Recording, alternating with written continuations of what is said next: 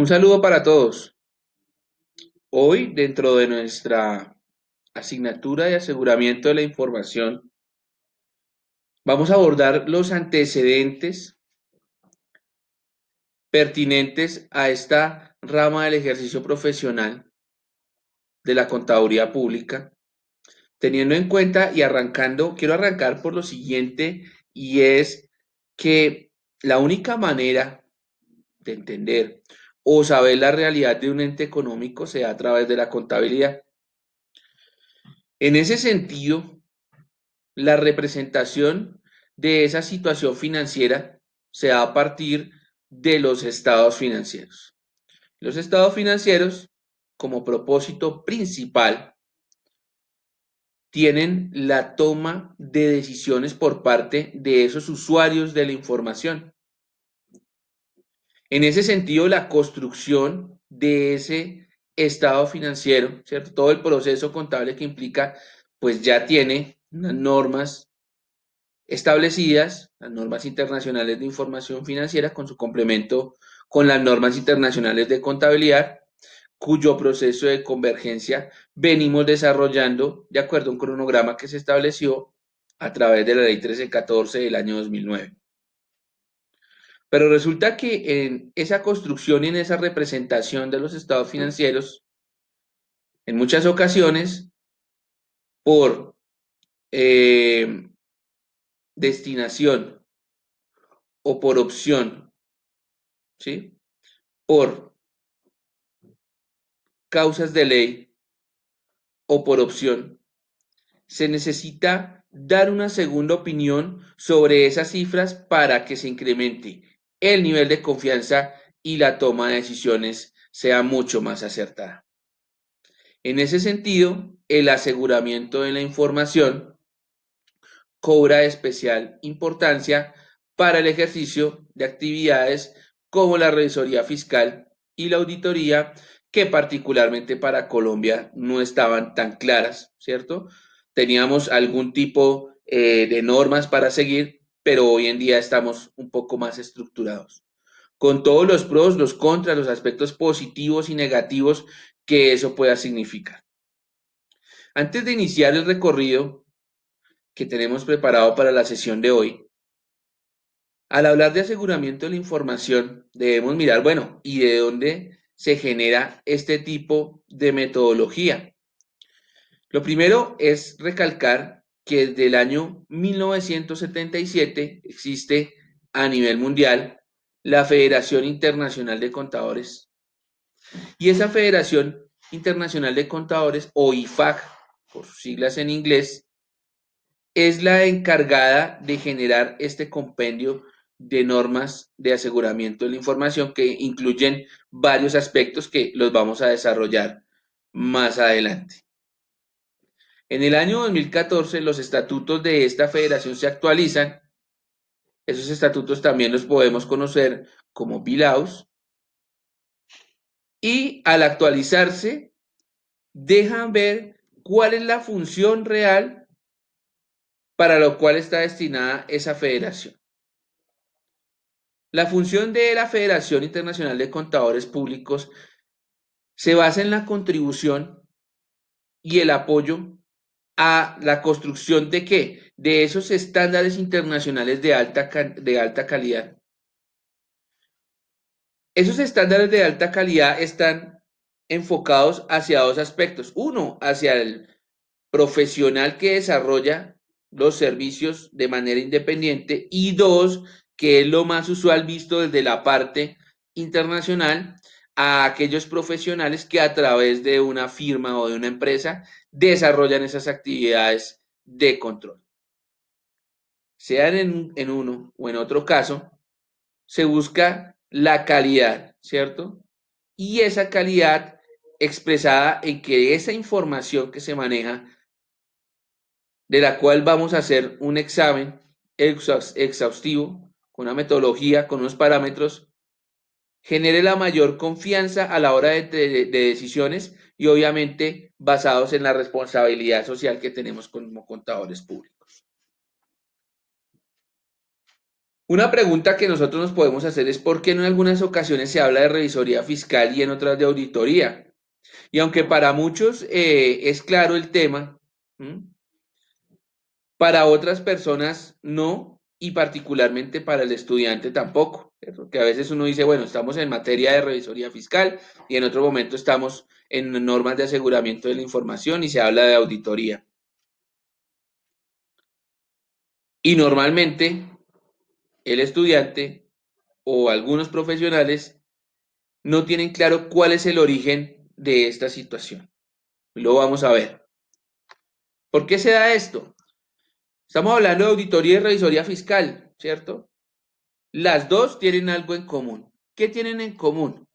Que las dos, ¿cierto? Están enfocadas hacia el control.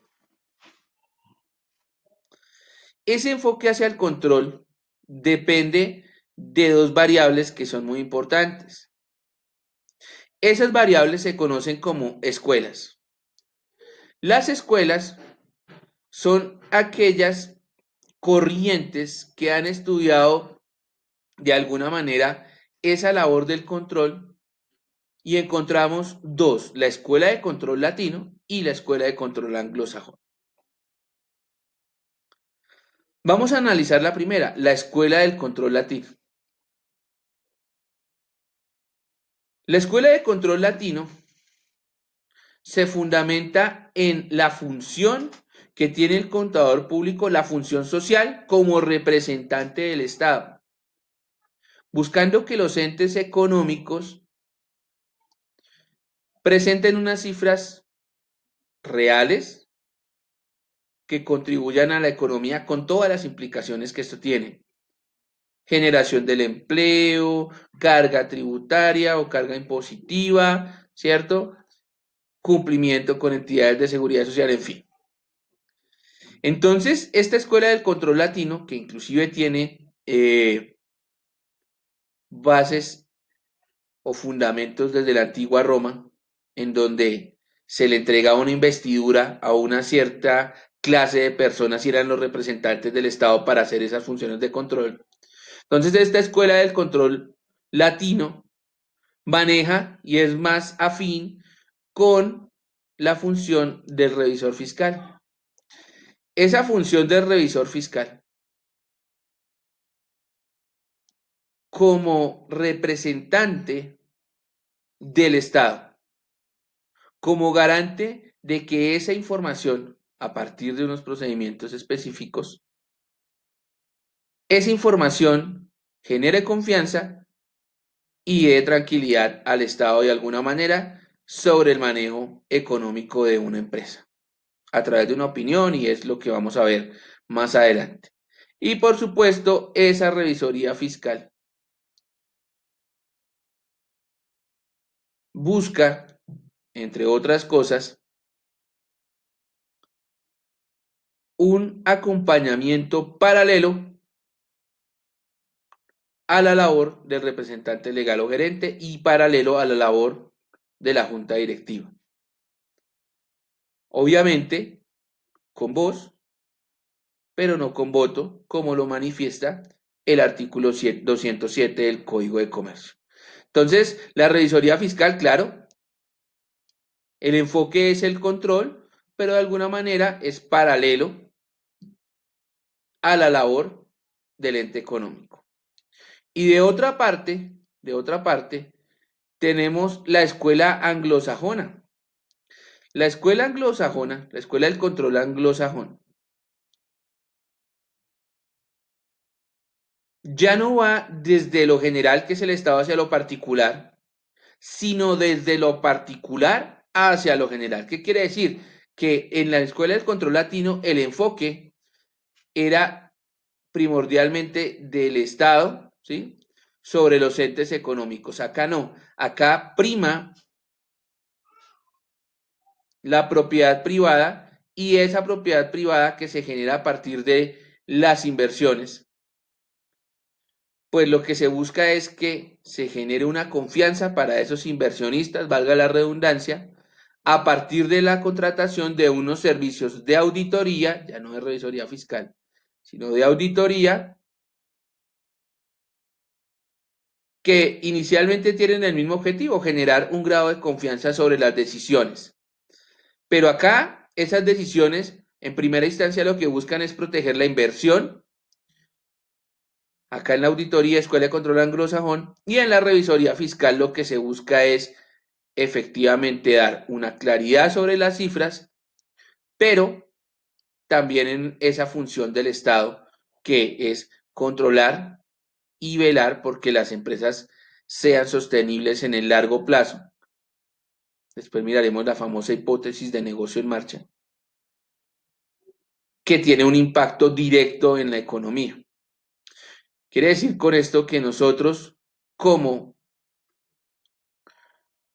revisores fiscales o auditores, tenemos un compromiso con el Estado.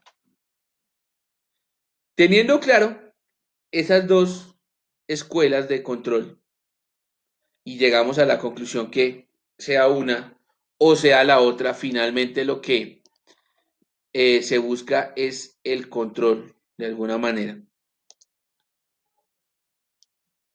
Nos remitimos a julio del 2009. En julio del 2009, la ley 1314, que de alguna manera generó el marco de convergencia de contabilidad y de aseguramiento.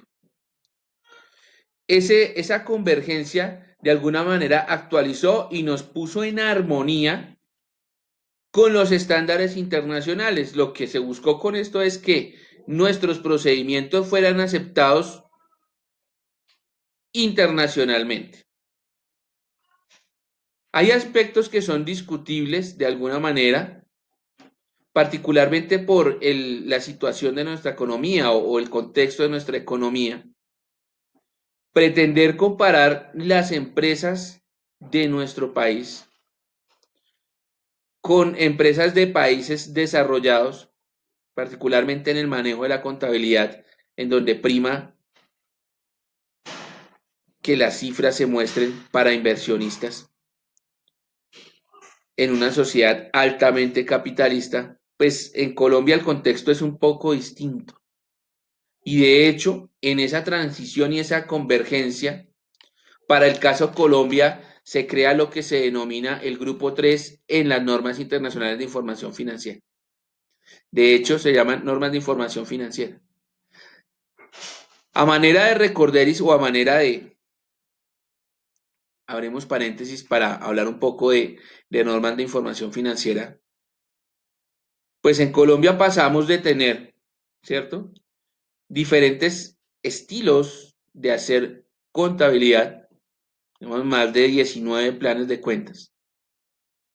Teníamos plan de cuentas para el sector cooperativo, para el sector bancario, para el sector ganadero, para el sector cooperativo, obviamente para el sector comercial. Y en esa convergencia lo que hicimos fue armonizar con la parte internacional y decir, no, inicialmente la contabilidad se hace para grandes empresas o para pequeñas y medianas empresas. Y de hecho, muchas de las actualizaciones en las que he participado como docente, muchos de los profesionales llegaban a preguntar era qué cuentas habían cambiado y no entendían que el proceso iba mucho más allá y se centraba en las raíces básicas de la contabilidad, que muchas de ellas ya se conocían, pero que, como no estamos acostumbrados a una actualización, pues tal vez en alguna terminología o en algunas dinámicas cambiaron. Evidentemente hay algunos cambios de forma y hay algunos cambios de fondo. Pero como les comentaba hace un momento, el contexto económico del país, con los parámetros para considerar qué es una pequeña empresa e inclusive qué es una mediana empresa, pues hay una gran cantidad, ¿cierto? Un gran espectro de empresas que no alcanzaban a cumplir con esas condiciones. Y ni hablar de las grandes empresas. Es por eso que se incorpora el grupo número 3 para microempresas y se denomina como régimen simplificado de contabilidad, en donde se albergan una gran cantidad de empresas, microempresas, con unas condiciones específicas que en general son el común denominador en esta, digamos, en esta dinámica de economía colombiana. Cuando se generan las normas de aseguramiento de la información, que no se generan, por supuesto, en Colombia, sino se generan de manera internacional, esas normas de aseguramiento de la información van en sintonía pues con ese marco internacional en donde pues perfectamente pueden existir empresas muy grandes que se consideran empresas del grupo 1 o técnicamente NIF plenas o empresas del grupo 2 que se consideran pequeñas o medianas, pero en el contexto internacional no existen el grupo 3, eso es para el caso Colombia. Entonces, estas normas de aseguramiento nos van a entregar unas pautas y más adelante ya vamos a entrar en sintonía, nos van a entregar pautas para los trabajos de auditoría y de revisoría fiscal. Nunca sobrarán procedimientos. Vamos a ver diferentes tipos de NIAs para diferentes situaciones. Pero obviamente esto ha generado de por sí algunos cuestionamientos sobre esa armonización. Aquí yo recalco, esos cuestionamientos no se dan en el sentido de que no se haga, porque nosotros no podemos ser ajenos al contexto mundial, a la normatividad mundial, pero sí hacia cómo estamos manejando esa armonización, qué problemas se han presentado, qué podemos retroalimentar de esas situaciones y qué tenemos por mejorar. Como estamos, 2009, hasta ahora, estamos a 11 años, hoy 2020, todavía estamos un poco crudos en algunas situaciones, en algunas otras ya hemos avanzado, pero lo que sí es cierto es que este camino en la formación del aseguramiento de la información es muy, muy, muy importante y por eso la pertinencia de hacer un marco conceptual del aseguramiento de la información. Y una de las cosas que tiene ese aseguramiento de la información es que dentro de esa ley 1314, el artículo número 5 nos habla particularmente de unos grupos que se dan al interior de ese aseguramiento de la información. Entonces vamos a encontrar unas normas éticas, acá, vamos a encontrar unas normas de auditoría de información financiera histórica, vamos a encontrar normas de información de revisión de información y normas de aseguramiento de información distinta a esa histórica. Vamos a encontrar normas de auditoría integral y vamos a encontrar normas que hacen referencia a la contratación de servicios de aseguramiento de la información financiera. En su debido momento, pues entraremos a especificar cada uno de esos conceptos durante el transcurso de la clase. ¿Cuál fue la justificación de la ley para adoptar esas normas de aseguramiento de la información? El primero, y como lo mencioné, es que la base para la toma de decisiones en una organización es que la información financiera.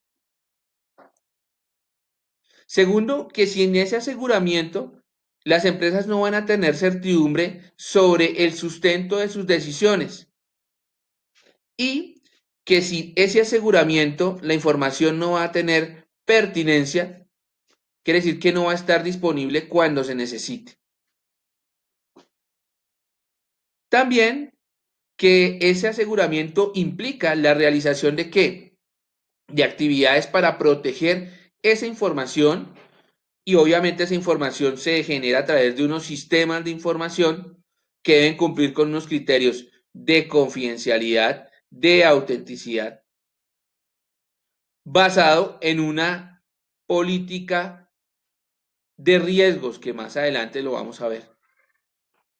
Esta palabra riesgo es una palabra que siempre debemos tener presente en todas las actividades que involucren control.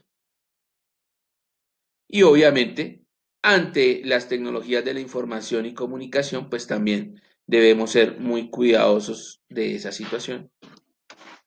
Entonces, de esta manera se justificó la adopción de las normas de aseguramiento de la información. Sin embargo, la ley 1314 del 2009, aunque puntualizó en algunas cosas, hubo otras en las cuales de alguna manera quedaron vacíos, si lo queremos llamar así. La primera es que con esa ley 1314 del 2009 sí se dijo cuáles eran las autoridades competentes para el ejercicio. Autoridades competentes que a hoy pues las conocemos, sabemos que desde el área de contaduría pública tenemos dos oficiales o principales y una tercera que pues corresponde al derecho de libre asociación que está consagrado en la Constitución Política. La primera, la que vigila el ejercicio de nuestra profesión y que efectúa actividades de inscripción, renovación o suspensión de nuestra tarjeta profesional, que es la Junta Central de Contadores. La segunda, que es el Consejo Técnico de la Contaduría Pública, que es el ente que está a cargo de la inspección, de la monitorización de las normas y estándares de referencia. Quiere decir que si tenemos algún tipo de inquietud sobre las normas de aplicación, bien sea a nivel contable o a nivel de control, el Consejo Técnico de la Contaduría es ese ente que está encargado de ese proceso como tal. Y la tercera, básicamente son aquellas asociaciones o agremiaciones de contadores que sin tener de alguna manera un papel definitivo en el ejercicio de la contaduría pública, sí participan de los procesos de actualización y obviamente es mucho más fácil que se escuche posiciones de los contadores a través de una agremiación que una sola persona como contador si quisiera fijar sus posiciones. No quiere decir que si yo solo como contador quiero fijar mi posición no sea tenida en cuenta, pero eventualmente puede ser mucho más difícil. Entre otras conocemos los colegios de contadores públicos de diferentes zonas del país.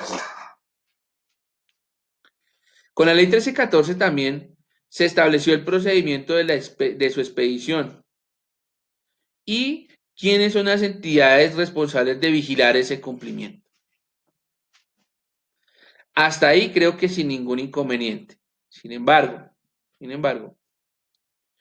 algo que no especificó la ley 1314 es que no estableció el cuerpo de estándares técnicos que el país debía utilizar. Esa fue una materia pendiente de la ley 1314 del año 2009. Entonces la pregunta del millón es, bueno, llegamos al año 2009, se dan algunos vistos de hacia dónde debemos ir en materia de control, en materia de aseguramiento de la información, pero sin embargo de manera explícita no se dice cuál es el proceder.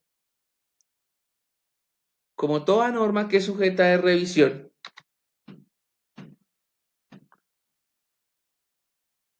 esa norma se hizo en el 2009. En el año 2015, el decreto 0302 de alguna manera toma esos vacíos y los ajusta. Y ese decreto hace la adopción de las normas internacionales de auditoría y de aseguramiento de la información, que se mencionaba en la ley 1314 del 2009, pero que no se había hecho de manera profunda para fijar unos parámetros claros, unos parámetros directos. Y pues hasta ese momento uno podría de alguna manera inferir que no existía un reconocimiento de tipo legal de la auditoría, salvo por lo que mencionaba la ley 43 del 90 en su artículo 7. Pero imagínense una labor tan importante como la auditoría solamente relacionada en un artículo y en una ley. Entonces, este decreto 0302 del año 2015 estandarizó, de alguna manera, toda la normativa y con ese decreto, una institución como la Revisoría Fiscal, que sí viene desempeñándose desde hace mucho tiempo en el país, tiene una herramienta aceptada legalmente para ese trabajo que es de una fiscalización integral. Hace rato hablábamos de las diferencias entre auditoría y revisoría fiscal. La revisoría fiscal es integral. La auditoría se centra en algunos aspectos de acuerdo a unas áreas determinadas. Entonces, esa revisoría fiscal, que tiene una fiscalización permanente y de cobertura total, pues ya tiene una herramienta legal, una herramienta reconocida internacionalmente que nos va a simplificar la vida a todos nosotros como contadores, pero que a la vez tiene unos compromisos correlativos, que es la actualización, la revisión y el estudio, que cuando estamos, por ejemplo, en este tema del pregrado, pues fabuloso porque lo venimos a conocer acá, pero para las personas que ya se han graduado y que no han de alguna manera continuado con sus estudios, pues el deber ser es esa actualización a través de un curso, a través de un diplomado, de manera más profunda, a través de una especialización o una maestría. Pero más allá del tipo de formación, lo que sí es importante es tener esa formación académica, que puede ser obviamente a través de la lectura de la norma. Y pues ahí se genera otra situación, y son los hábitos de lectura que a veces no tenemos, uno, y dos, esos hábitos de lectura que a veces, siendo escasos y para lectura narrativa o para lectura social, la lectura técnica implica un mayor nivel de concentración y identificación. Entonces tendremos que entrar a familiarizarnos con el glosario, actualizarnos y de esa manera poder abordar mucho mejor el tema. Entonces, ese decreto 0302 del 2015 adopta las normas de aseguramiento de información y normas internacionales de auditoría. No podemos perder de vista que, aunque la revisoría fiscal y la auditoría son trabajos diferentes, como lo hemos venido manifestando, ya hemos explicado varias diferencias, hay algo que no podemos ocultar, y es que la auditoría es más reconocida y es más aceptada a nivel mundial. Latinoamérica contra lo anglosajón, que es más grande. No quiero decir con esto que es que por ser menos países no seamos igual de importantes, pero obviamente la auditoría tiene una mayor aceptación mundial. Finalmente, ¿qué es la auditoría? Es una revisión analítica hecha por un contador público del control interno y de los registros de contabilidad de una empresa, y esa revisión es previa ¿a qué? A emitir una opinión sobre la corrección de los estados financieros. ¿Qué quiere decir eso? Si en concepto del auditor se deben corregir o no se deben corregir. Lo ideal es que no. ¿Listo? Hablando de ese decreto 0302 del 2015, que habla de las normas de aseguramiento de la información, ONAI por sus siglas en inglés, NIA por sus siglas en español, ¿qué involucra? ¿Qué aspectos tiene? ¿Qué aspectos son o qué tipos de áreas abarca? El primero es nuestro código de ética para profesionales de la contaduría. Código que por sí debemos conocer muy bien y abordaremos también dentro de la clase. Segundo, por supuesto, las normas internacionales de auditoría, que de manera individual abordan los diferentes escenarios desde la planeación, desde el estudio del cliente hasta el informe final. Luego se aborda, esta es muy importante y es nuestra norma con la que arrancaremos la siguiente sesión, y son las normas internacionales de control de calidad. Entonces hablamos de hacer un trabajo, hacerlo muy bien, pero existen ciertos parámetros a nivel de qué tan bueno es ese trabajo. Entonces ese control de calidad también tiene unas normas específicas. También esas normas de aseguramiento abordan un tema muy importante que son los trabajos de revisión, que más adelante profundizaremos en su definición. Y también existen dentro de esa norma unos trabajos que se consideran trabajos para atestiguar. Si ustedes observan debajo de cada uno de de, de estos postulados, de estos círculos. Entonces, por sus siglas en inglés, van a encontrar normas internacionales de auditoría, las NIAS, normas internacionales de control de calidad, ¿cierto? NICC, las normas internacionales para trabajos de revisión, NITR, y las normas de trabajos para atestiguar, o ISAE, por sus siglas en inglés.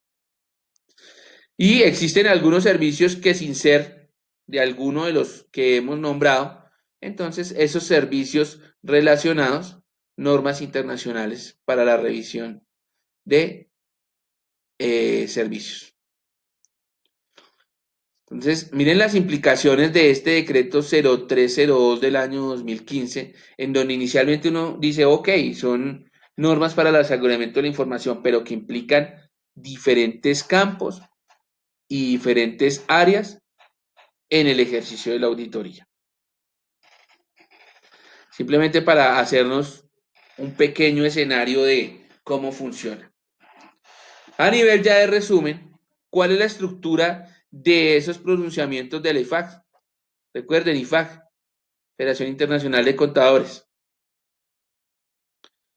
Entonces, dentro de esas normas internacionales de control de la calidad, pues tenemos dos componentes que son los encargos de aseguramiento, o sea, de auditoría y de revisión, y las normas para servicios relacionados. Dentro de esas normas de aseguramiento, auditoría y revisión, pues podemos mirar la información financiera histórica u otra información financiera. Dentro de esa información financiera histórica, pues existe un postulado que es el gran componente del aseguramiento, que son esas normas internacionales de auditoría que van desde la 100 hasta la 1999, están habilitados, y las declaraciones internacionales de las prácticas de auditoría. También podemos encontrar en esa información financiera histórica esas normas para encargos de revisión. Y también encontramos esas normas para los encargos de aseguramiento. Obviamente, en la medida en que vayamos avanzando dentro del curso, pues iremos abordando cada uno de esos temas, aclarando por demás cuál es la función de cada uno. Pero en general están dentro de un mismo componente. Hace un momento les decía que hay una palabra que es el común denominador a la hora de hablar de control. Y es que dentro de la metodología para desarrollar la auditoría, yo debo basarme en los riesgos acá. Riesgos. Antes de hablar del enfoque basado en riesgos, pues lo primero que tengo que definir es qué es el riesgo. El riesgo es aquella probabilidad de que un evento se materialice y afecte o tenga una consecuencia. Eso, de manera general, es un riesgo. Y esa medición o esa identificación y evaluación de los riesgos requiere algo muy importante del contador. Me gusta siempre enfatizar en esto porque a veces el mejor auditor no es el que se conoce todas las normas y las puede recitar. Considero ya como una apreciación personal que el mejor auditor es el que obviamente domina el tema, pero tiene una segunda competencia que es muy importante y es la capacidad de analizar el entorno del ente económico en el cual vaya a efectuar actividades de revisión o de auditoría. ¿Qué quiere decir eso? Que si usted no conoce o no puede, no tiene la capacidad de diseñar, de aplicar esas revisiones o esos controles, entendiendo la dinámica del ente económico, pues evidentemente la parte académica pasará en segundo plano porque no va a tener aplicabilidad. Por eso, aparte de hablar de la metodología basada en riesgos, se dice que se fundamenta en qué? En identificar y evaluar esos mismos riesgos. ¿En dónde? Pues en el negocio, así como el entorno en donde se desenvuelve la actividad empresarial. Entonces yo debo conocer cuál es ese entorno de la actividad empresarial y del negocio para poder entrar a determinar qué es un riesgo, ¿cierto? Y qué no. Esa es la parte de la identificación. Y una vez se identifico el riesgo, evaluarlo. ¿Qué es evaluar? Mirar la probabilidad de que se materialice. Entonces, este trabajo de auditoría requiere unas competencias complementarias del contador público que lo desarrolle. Siempre he insistido que sea auditoría, sea contabilidad, sea de la parte tributaria, sea de la parte laboral y en fin, desde la parte de costos, de las tantas aplicaciones que tiene nuestra amada carrera de la contaduría pública. Lo más importante es el entender el por qué y que nuestra actividad no se vuelva mecánica. Debemos entender que contamos con personas que se forman para desarrollar esas actividades que se consideran repetitivas, pero ya a un nivel más avanzado, el papel del contador público está en la capacidad de análisis y en esa capacidad propositiva y participativa, que algunos lo llaman proactiva, en el funcionamiento de empresa, bien sea como contador y en un análisis juicioso, detallado, profundo, si es revisor fiscal o si es auditor. Siempre teniendo en cuenta que la empresa está por encima de cualquier situación, más allá de los puestos, más allá de las situaciones. Esa es nuestra función como auditores o revisores fiscales. Y ese enfoque, basado en riesgos, tiene dos conceptos fundamentales. El primero, establecer aspectos como la seguridad razonable, las limitaciones que van de la mano con la auditoría, esos errores importantes y el alcance de la auditoría. Vamos a empezar de atrás hacia adelante. Hablemos del alcance de la auditoría. Alcance de la auditoría. Inicialmente, el alcance es hasta dónde puede llegar esa auditoría.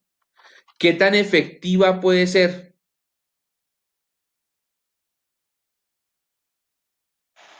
¿Basada en qué? Pues en los estados financieros. Si los estados financieros tienen algún tipo de limitación, pues el alcance de la auditoría no va a ser el óptimo. Entonces, esa auditoría es hasta dónde puedo llegar con esa auditoría.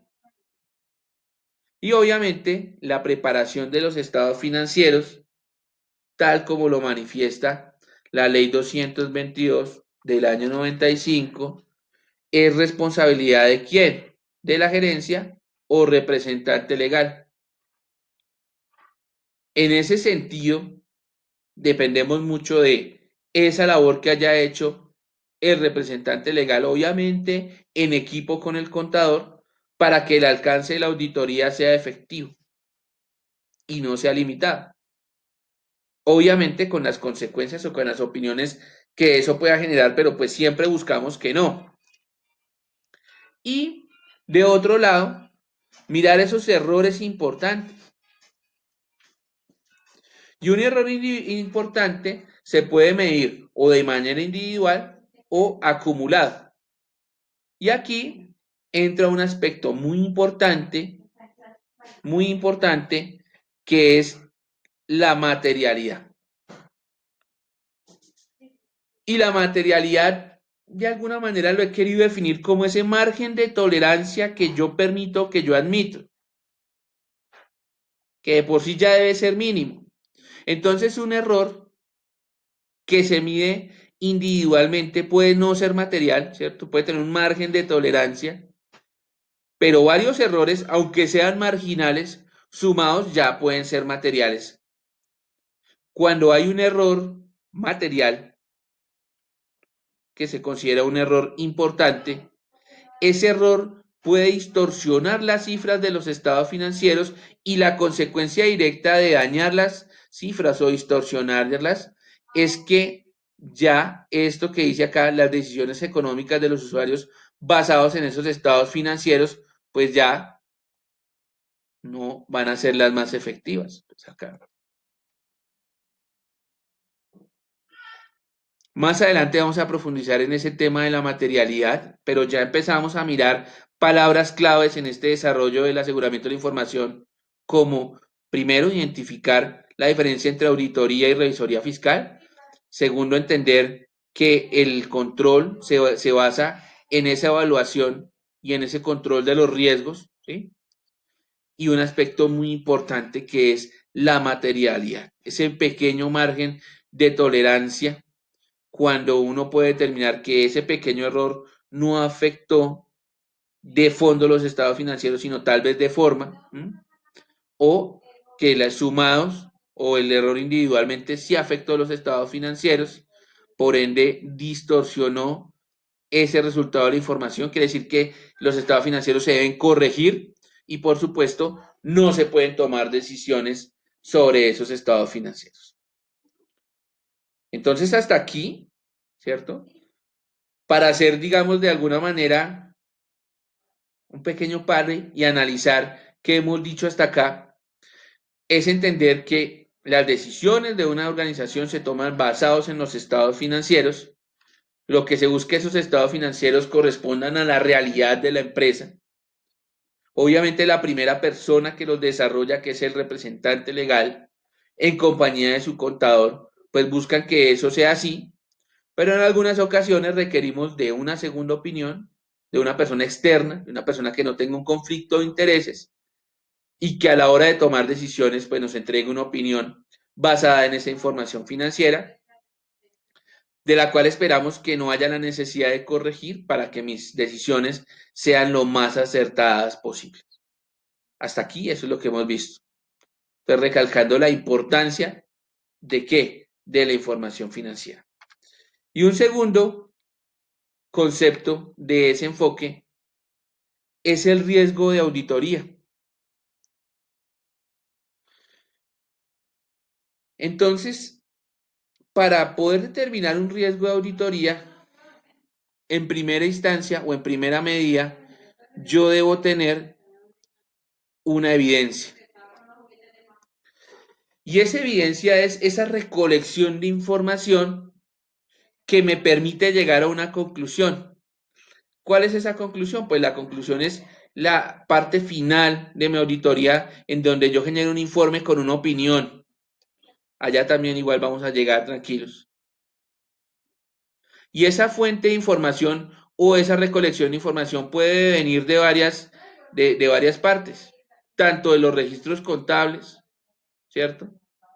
Como de otras fuentes basadas en esos procesos de auditoría, como las inspecciones, las confirmaciones. Entonces, para determinar un riesgo de auditoría, lo primero es esa evidencia, recolectar esa información que yo puedo usar, bien sea para confirmar, para de alguna manera llegar a la conclusión que los estados financieros no requieren correcciones también, o que por el contrario sí se deben corregir todos o en algún componente. Y dentro de ese riesgo, pues también tenemos algo que conocemos como el riesgo inherente. Y el riesgo inherente es aquel riesgo que siempre está dentro del desarrollo de la operación, que no es un riesgo que se genere por algún tipo de actividad intencional, ¿m? Que no es un riesgo que se genere por un descuido, sino que siempre va a estar inmerso en el desarrollo de esa actividad. Por eso hace un momento decía, es importante de alguna manera conocer el entorno de la empresa para poder diferenciar de un riesgo inherente a un riesgo, por ejemplo, de control, que lo vamos a ver dentro de un momento. Entonces, ese riesgo inherente es el que está de la mano con la actividad. De otra parte, tenemos el riesgo de control. Y el riesgo de control es que el sistema de control interno, ¿qué es el sistema de control interno? El sistema de control interno es toda la serie de metodologías y procesos que buscan que no existan errores o fraudes o malos manejos al interior de una organización. Es una metodología y el riesgo de control es que ese control que yo he establecido previamente pues no sea lo suficientemente efectivo para evitar fraudes o para evitar afectaciones a los estados financieros. ¿Qué quiere decir eso? El riesgo inherente es el que está inmerso en la actividad y el riesgo de control es, ok, yo ya tengo el control, pero de pronto el control no es tan efectivo. Entonces quiere decir que hay un riesgo de control o simplemente que no exista el control, que es otra posibilidad. Y tenemos también el riesgo de detección. El riesgo de detección, considero yo, que es muy importante porque es que este riesgo de detección involucra directamente la capacidad del auditor, porque este tiene que ver con él. Y como su nombre lo indica, es esa capacidad de detectar esas pequeñas desviaciones, esos pequeños comportamientos que pueden involucrar o pueden impactar los estados financieros. Entonces, el riesgo inherente, pues, es un riesgo que está involucrado con las operaciones de la empresa, ¿cierto? El riesgo de control, pues, es evaluar esos controles que ya tiene la entidad como tal, mirar su efectividad. Y el riesgo de detección ya va de la mano conmigo, con mi actividad como auditor. Hasta hasta dónde puedo evaluar y de alguna manera detectar, como su nombre lo dice. Esos son los dos conceptos que se manejan desde la auditoría basada en el enfoque de riesgos. Ese enfoque basado en riesgos finalmente permite al auditor definir acá y desarrollar adecuados programas de auditoría. Ahí quiero hacer también un paréntesis. Entonces, una vez yo evalúo e identifico esos riesgos, sé exactamente cuáles son las áreas que merecen una mayor atención, sin decir que las otras no lo requieran, pero basado lo que está funcionando bien, pues de alguna manera me genera confianza, entonces voy hacia esas áreas que de pronto no me generan confianza y elaboro esos programas de auditoría para llevar hacia allá el enfoque. Y el enfoque va de la mano con el alcance, que lo veíamos hace un momento. Entonces el alcance, pues ojalá fuera para todo, ¿no? Pero pues, ¿será que existe la necesidad de revisar todo, no? Porque hago unos procedimientos para evaluar qué está funcionando bien y me dedico con una mayor intensidad y desarrollo los programas de auditoría hacia donde tal vez las cosas a partir de un análisis me indican que no están funcionando de la mejor manera. Por eso se habla acá de focalizar los esfuerzos en áreas con mayor riesgo de error material, o RIN, riesgo de incorrección material. Esas áreas en donde yo considero que pueden generarse actuaciones, procedimientos que inicialmente están mal, pero no debemos perder de vista lo siguiente. Esas faltas, esas fallas en los procedimientos, al final afecten los estados financieros. Este es el, digamos, este es el escenario, este es el sentir de las normas de aseguramiento de la información. Es identificar todas las posibles actuaciones que afecten los estados financieros y me dañen la toma de decisiones. El 99.9% de las decisiones que se toman al interior de una organización se van a ver reflejadas en los estados financieros. Es una realidad, no la podemos desconocer. Piense en cualquier situación o en cualquier decisión que usted desarrolle al interior de una organización y se dará cuenta que de alguna manera se va a ver reflejada en los estados financieros. Y pues aparte de enfocar el esfuerzo hacia las áreas donde haya mayor riesgo de incorrección material o RIM, para el resto de aspectos me permite primero mejorar mi conocimiento del cliente y por supuesto del negocio. El negocio basado en qué? En el área de actividad de la organización, o sea, de cómo es el modelo administrativo y por supuesto de sus controles internos. Cuando hablamos de ese enfoque basado en riesgos, que de alguna manera, cuando estamos trabajando como auditores o como revisores fiscales, yo particularmente, siempre miro qué podría pasar, cuál podría ser el peor escenario. Y algunos representantes legales, gerentes o juntas directivas con las que he trabajado, en muchas ocasiones me han dicho, José Ignacio, usted así, lo que pasa es que usted siempre piensa lo peor, lo que puede pasar, y pues eso no va a ser así. Hay una cosa que alguna vez me generó un poco de gracia y fue, no, metamos la energía positiva, damos la actitud positiva a esto que no. Y entonces, pues yo le manifestaba al cliente, le decía, hombre, mire, es que no es que el auditor quiera que las cosas salgan mal, no es que, o algunas ocasiones como revisor fiscal, no es que yo quiera que ustedes fracasen en las diferentes acciones que deben hacer, pero me asiste a mí la obligación y mi función es, dice, advierta sobre los posibles riesgos.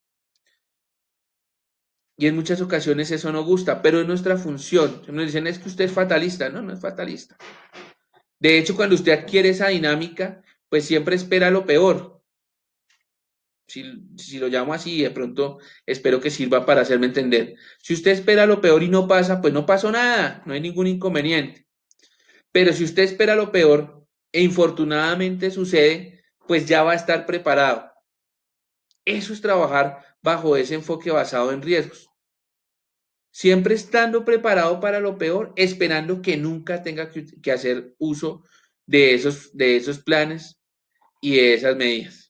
Ese es el enfoque basado en riesgos, que inicialmente, pues claro, lo aplicamos para la auditoría, pero usted perfectamente lo puede aplicar para su vida cotidiana. Siempre espere lo peor, con eso no se sorprende.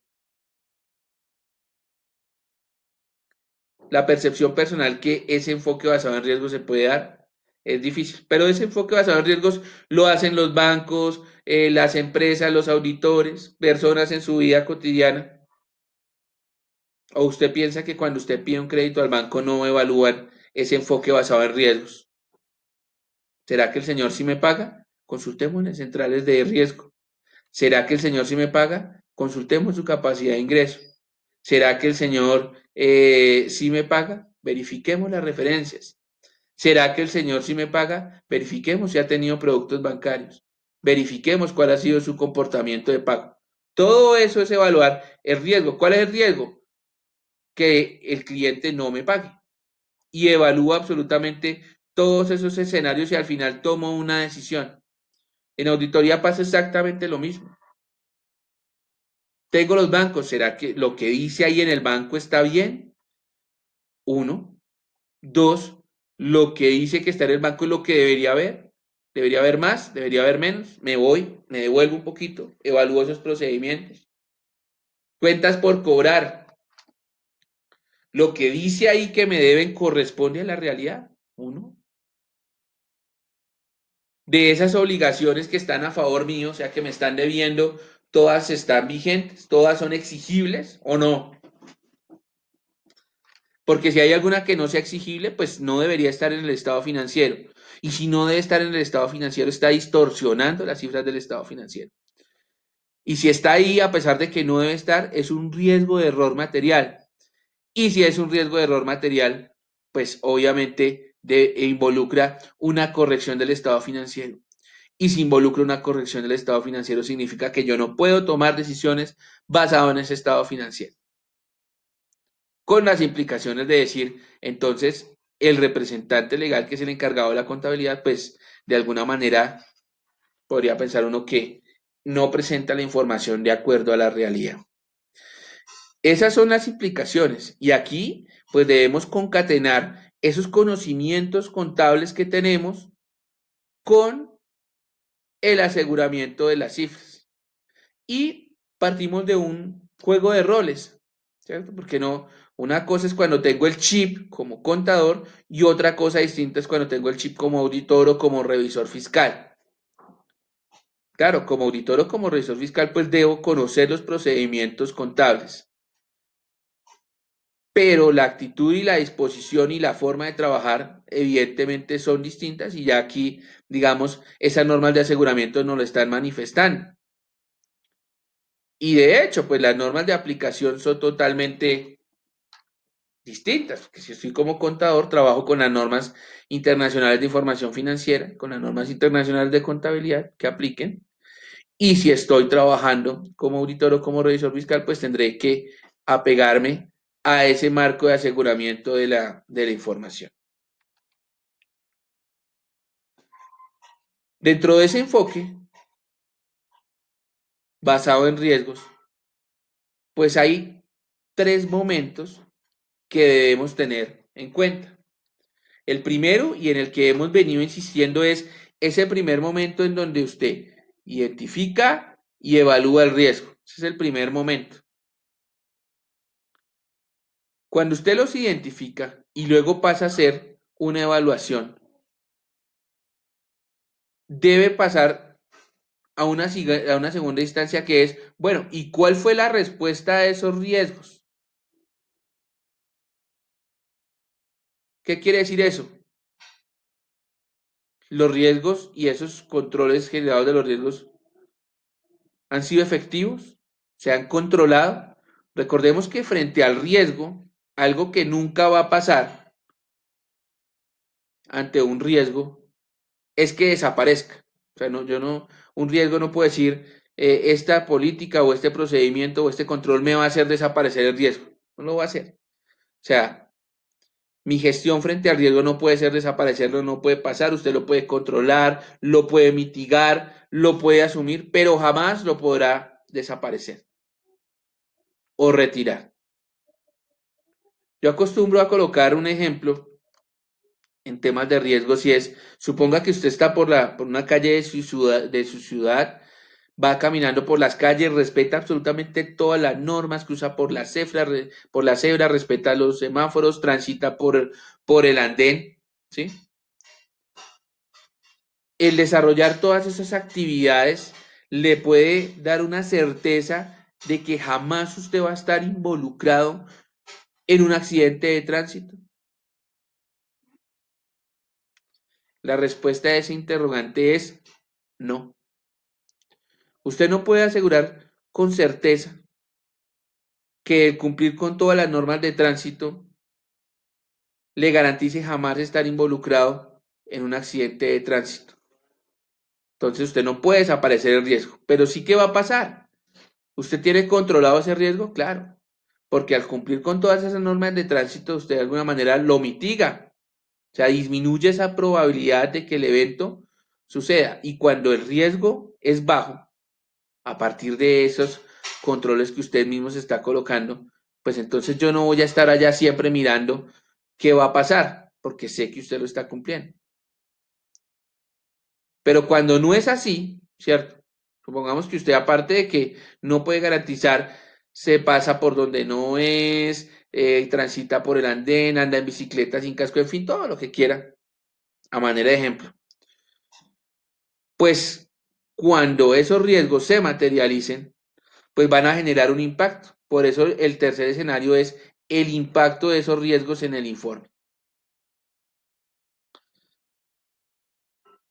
Esa consolidación, esa materialización, pues hará que la opinión que yo como auditor estoy desarrollando o formando, pues genere un impacto o evalúe esos impactos y pues esos riesgos materializados harán un informe un poco más delicado. Cuando yo encuentro esos riesgos y considero que son materiales, sin importar si son inherentes o de control, ya los explicamos, pues a esos riesgos materiales debo aplicar ¿qué? Unos procedimientos. Pero es que los riesgos también pueden estar enfocados no solamente sobre los procesos de control, sino esos negocios del negocio y del entorno. Y en esos negocios del negocio y del entorno, pues eventualmente yo puedo tener riesgos de detección. Y al final, llámense riesgos inherentes de control o riesgo de detección, unos más allá, unos hacia, enfocados hacia los procesos de auditoría y otro hacia los del negocio y el entorno, pues pueden afectarme mis aserciones contables, que ya vamos a entrar también a revisarlas. Esas aserciones contables, existencia, integridad, derechos y obligaciones, que hacen parte de lo que significa o lo que involucra el estado financiero, esas aserciones contables. Esas aserciones que hay contables y de control. Hablemos de las de control. Las aserciones también se conocen como afirmaciones. ¿Qué quiere decir eso? Eso que me está diciendo la gerencia. Que acá dice, esas aserciones conocidas también como afirmaciones son aquellas representaciones de la gerencia. O sea, el gerente me está diciendo, mire, yo le garantizo de alguna manera a partir de mi trabajo que ciertas actividades, ciertas condiciones, ciertos aspectos están incluidos o incorporados en los estados financieros. Entonces yo, partiendo de esas afirmaciones o esas aserciones que hace el gerente, empiezo a revisar si le creo o no le creo. Ese es mi trabajo. Si queremos mirar, que la auditoría la podemos mirar desde diferentes aspectos que hemos inclusive venido diciendo. El primero, verificar la confianza, el nivel de confianza de los estados financieros. El segundo, a través de esas políticas de riesgos. Un tercer escenario para evaluar la auditoría es este, mirar esas aserciones o esas afirmaciones que me está haciendo el representante legal, pues yo las evalúo y miro si esas aserciones finalmente revelan. De hecho, aquí vamos también a hablar de tres aspectos importantes. Si reconocieron, midieron y revelaron los hechos económicos contenidos en los estados financieros. Y aquí también debemos hacer un paréntesis muy importante porque se nombran tres aspectos que son fundamentales y son los tres momentos de una partida contable. Uno, el reconocimiento. Dos, la medición. Y tres, la revelación. Y aquí también quiero permitirme hacer ese paréntesis para recordarlos, porque yo tengo la tranquilidad de que ustedes lo conocen. Pero a manera de recorderis, estos tres momentos de acuerdo a la norma contable, yo los he definido como el tránsito de una partida en el estado financiero o en la contabilidad más que en el estado financiero. Una partida en la contabilidad tiene el siguiente tránsito. Lo voy a colocar acá. El primero, el reconocimiento. El reconocimiento surge de un análisis previo en donde yo identifico una partida y voy a tomar la decisión si la incorporo o no la incorporo al estado financiero. Y para poder reconocer una partida en la contabilidad, debo tener claras las definiciones de mis clases de cuentas. ¿Cuáles son? Activo, pasivo, ingresos, gastos y costos. Nótese que no dije patrimonio, yo voy a decir por qué. Entonces es saber si esa partida yo la reconozco como un activo o la reconozco como un pasivo. La reconozco como un ingreso, como un gasto o como un costo. A partir de esas definiciones, hablemos, por ejemplo, de cuando quiero reconocer un ingreso. ¿Cuál es la definición de ingresos de la parte contable? Son aquellos beneficios, ¿cierto? Que se dan en el desarrollo de operaciones de la empresa o no, que también pueden ser no operacionales, y que tienen dos efectos en particular, más el primero que el segundo, pero igual pueden tener. Ese beneficio puede incrementar mis activos o disminuir mis pasivos. Entonces, si yo hablo, por ejemplo, de un proceso de facturación, de un proceso de venta a un cliente, la pregunta es, ¿cómo lo reconozco? Entonces, hablemos de ese ingreso. Entonces, ese ingreso. Entonces, genera una venta. ¿La venta es un beneficio económico para la empresa? Sí, claro. Tiene, esto es beneficio, no B de venta, ¿no? Por si acaso. B de beneficio. Entonces, ¿es un beneficio? Sí. ¿Tiene una consecuencia directa? Sí, genera un recurso económico para la empresa.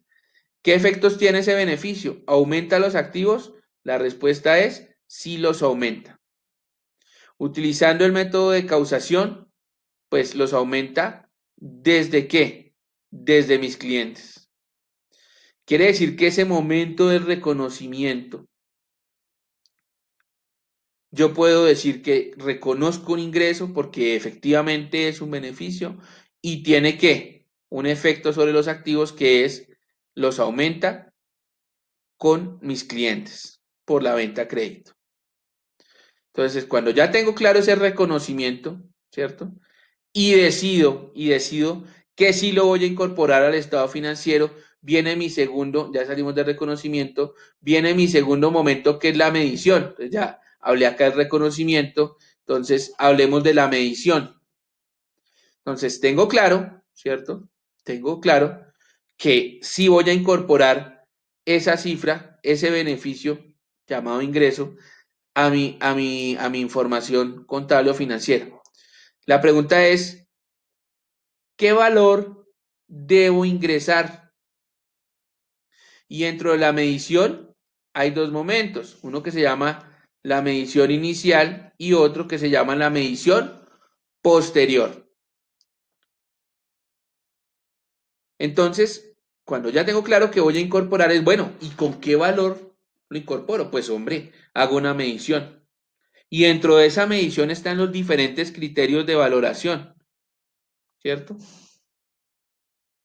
Entre otros tenemos el costo histórico, el costo de la transacción, el valor neto realizable, en fin, todos los criterios de valoración que me imagino ustedes recuerdan cuando vieron NIF. Supongamos que ese ingreso se hizo al costo histórico, o sea, el valor de la transacción. Entonces, esa será la medición inicial, costo histórico. Pero también existe un momento dentro de esa medición que es la medición posterior. Quiere decir que al cierre, vamos a ver si sale aquí 31, 12. Al cierre, yo vuelvo y reviso vuelvo y reviso esa cifra y si internamente, dentro de mis políticas individuales, determino que otro criterio de valoración será el que determine la medición posterior, pues tengo que entrar a qué? A hacer esa evaluación o esa medición posterior. Cuando ya tengo reconocida la partida, la tengo medida, o sea, registrada el valor que es, viene un segundo, perdón, un tercer aspecto, que es la revelación. Y esa revelación, ¿cierto? Nos lleva de la mano a cómo se presentan los estados financieros. ¿Qué quiere decir eso?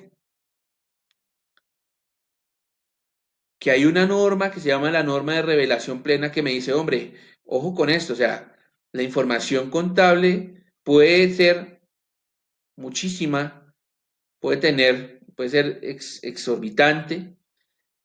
Y uno de los conceptos contables es que la información contable debe ser de fácil entendimiento. Por ende, usted no puede coger y botar toda la información contable que tenga. Entonces genere unos estados financieros. Y en esos estados financieros usted lo que va a hacer es un resumen de todo lo que involucra la contabilidad, pero pues obviamente dentro de un resumen habrá cosas que hay la necesidad de qué, la necesidad de explicar con un mayor detalle o con una mayor profundidad. Y en ese momento nos remiten a qué, a las revelaciones. Y esas revelaciones son un complemento de esas notas a los estados financieros en donde yo, de una manera pormenorizada, de una manera más puntual, puedo contar a criterio del contador, puedo mirar esa profundidad de lo que quiero contar. Por ejemplo, si estamos acá dentro de esta facturación, ¿cierto? Esta venta en donde yo reconocí un ingreso, la medida, el costo histórico, pues puedo decir si, por ejemplo, esa deuda al cierre ya lleva más de 90 días y si lleva más de 90 días, ¿cuáles son los efectos que tiene sobre mi estado financiero?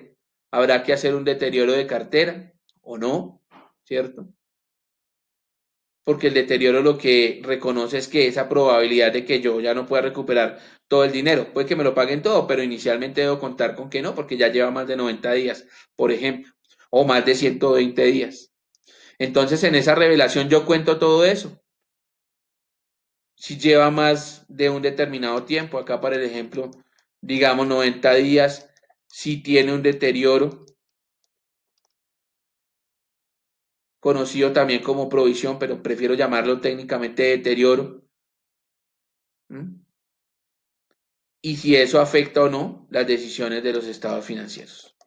Entonces, hasta acá reconocimos estos tres momentos: reconocimiento, medición y revelación. Y miren que desde la parte de la auditoría también los tengo que tener claros, a pesar de que yo no estoy ni reconociendo, ni midiendo, ¿cierto? Ni revelando, porque eso es un trabajo que hace el contador. Yo sí tengo que revisar si el reconocimiento es válido, si se hizo bien, si la medición se hizo bien y si la revelación está bien. Esa es otro de los enfoques o otra de las formas de ver la auditoría. ¿Y a dónde va a parar todo eso finalmente? A los estados financieros. La NIA 315, entre otras NIAs, que más adelante vamos a ver, propone tres categorías para esas aserciones. ¿Qué son categorías? Los tres tipos de escenarios en donde se pueden dar esas aserciones. Las aserciones en últimas finalmente vienen siendo ese paquete. Encontramos ocurrencia, los voy a poner con puntico, ocurrencia, integridad, exactitud, corte de operaciones, clasificación, derechos y obligaciones, ¿cierto? Y son evaluadas desde tres escenarios distintos. El primero, esas afirmaciones, recuerden que la afirmación, y repito, es esas afirmaciones que hace el representante legal. Entonces el representante legal me puede decir, yo le afirmo, primer escenario, sobre las transacciones y eventos durante el periodo auditado, que normalmente este periodo auditado pues puede variar, pero normalmente cumple con la norma básica de periodo. Recuerde que los estados financieros de propósito general, con la norma del periodo, pues debe ser una vez como mínimo al año. Entonces, lo primero que puede hacer ese representante legal es afirmarme que las transacciones y eventos durante ese periodo, vamos a asumir que es un año, pasó lo siguiente. Primero, que respecto a la ocurrencia, entonces en esa ocurrencia, esas transacciones y eventos que se registraron son de la entidad, o sea, no registramos cosas que no fueran del ente económico, la ocurrencia. Sobre esas transacciones y eventos respecto a la integridad, me dicen que registré todas, o sea, que no me quedaron partidas pendientes por incorporar. Por ejemplo, llegué a enero y un cliente en enero me dijo, ay, José Ignacio, mire, no alcancé a facturar, recíbame esta factura que es de diciembre. No la recibo. ¿Por qué? Porque ya cerramos periodo. Entonces, al cierre de diciembre, por ejemplo, si estamos hablando anual, todas las transacciones se registraron durante el mismo año, que eso pasa normalmente en los periodos de cierre, en donde yo decido si incorporo o no incorporo algunas cosas que hayan quedado pendientes. Sobre esas transacciones y eventos, la exactitud, ¿cierto? La exactitud ya directamente sobre qué, sobre los datos. Incorporé los datos de manera concreta y de manera específica. Sobre el corte de operaciones en las transacciones y eventos, que la registré en el periodo, como les decía, por ejemplo, el ejemplo de hace un momento, en el periodo contable que es, que no traje cosas de otros años o de otros periodos para incorporarlas en el estado financiero. Inicialmente porque está mal. Segundo, porque si yo incorporo cifras de otros periodos, voy a distorsionar las cifras de los estados financieros. Aquí a veces suena uno un poquito al oro repetido y no es así, es que puedo distorsionar esas cifras de los estados financieros. Por eso en el corte de operaciones solamente puedo mencionar lo del periodo e incorporarlo del periodo, absolutamente nada más. Y otra aseveración que me da el representante legal o el gerente sobre esas transacciones y me dice, mire, señor auditor y público en general, usuarios de la información en general, las transacciones y los eventos, yo los clasifiqué donde debería ser. ¿Se acuerdan? Reconocimiento, medición y revelación. Esta clasificación hace referencia al reconocimiento. La reconocí, sí, claro, pero donde debería ser, como un activo, como un pasivo, como un ingreso, como un costo, como un gasto. ¿Por qué no nombro el patrimonio? Porque el patrimonio no se reconoce. El patrimonio es un residual de comparar mis activos con mis pasivos.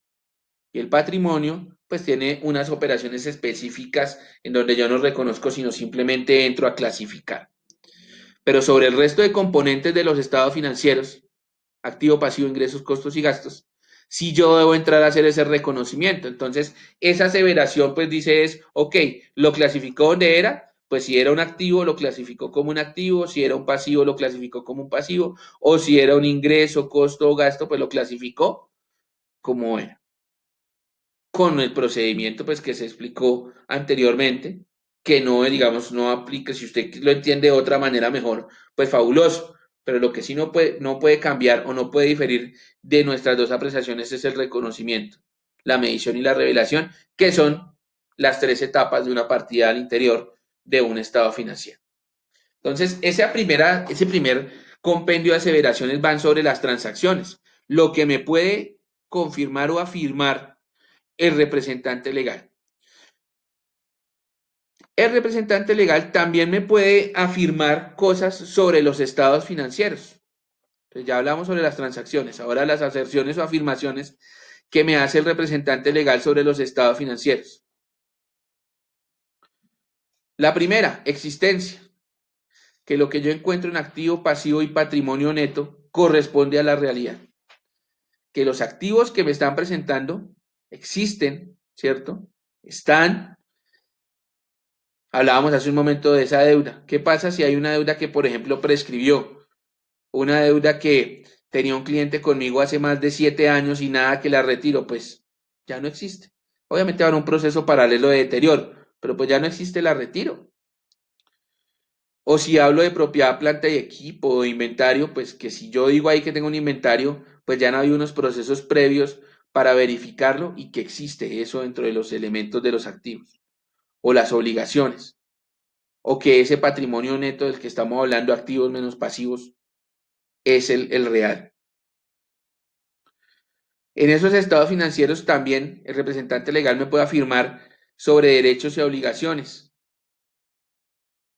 Quiere decir que controla los derechos que tiene, derechos relacionados a qué, a los activos y por supuesto ese patrimonio neto. Y que de alguna manera asume y tiene claridad sobre qué, sobre sus obligaciones, o sea, los pasivos. O sea que cuando me presentan un estado financiero, el representante legal me dice, mire, lo que está ahí como derechos en los activos o lo que está ahí como obligaciones en los pasivos es la realidad y lo controlo. Sobre los estados financieros, el representante legal también me puede hablar de la integridad. Y la integridad basada en qué? En que la totalidad de los activos y pasivos y elementos del patrimonio neto que debían haberse registrado, se registraron. Miren que aquí va de la mano, me devuelvo un poquito, con la exactitud y con la integridad de las transacciones. Entonces, si yo digo que de la parte de las transacciones, yo registré todo lo que tenía que registrar desde la parte de las transacciones, pues en los estados financieros la integridad va también que esas transacciones pues registré, implican haber registrado todos mis activos, todos mis pasivos y todo lo que tenga que ver con el patrimonio. Y por último, el representante legal sobre los estados financieros me puede aseverar o me puede decir, mire, valuación e imputación, que todos los elementos, bien sea del activo, pasivo, patrimonio neto, están incluidos en los estados financieros con sus cantidades apropiadas. ¿Se acuerdan? Reconocimiento, medición y revelación. Entonces, hubo una que estaba sobre el reconocimiento. Aquí ya habla sobre la medición, valuación e imputación. Lo que está en el activo, pasivo y patrimonio neto está medido de la manera adecuada por sus cantidades o por cualquier ajuste de evaluación resultante. ¿Se acuerdan que aquí en la medición, voy a volverlo a poner acá, la medición tenía una medición inicial y una medición posterior? Miren, aquí nos dice sobre las cantidades y cualquier ajuste de evaluación. Entonces ya tenemos dos escenarios en donde el representante legal me afirma unas cosas sobre las transacciones y me afirma otras cosas sobre los estados financieros. Sin embargo, hay un tercer escenario de esas aseveraciones o aserciones. Entonces, hasta aquí, ¿cierto? Voy a aprovechar acá en esta parte de arriba los tres momentos de la partida contable. Es que el reconocimiento, la medición y la revelación. Cuando hablábamos de las aserciones sobre las transacciones, hablábamos sobre ese componente del reconocimiento. Entonces ahí ya lo que el representante legal me podía contar sobre las transacciones, la reconoció sí o no, y entonces empezaban las aseveraciones. Luego sobre los estados financieros empezábamos a hablar un poquito sobre la medición, ya la descartábamos un poquito.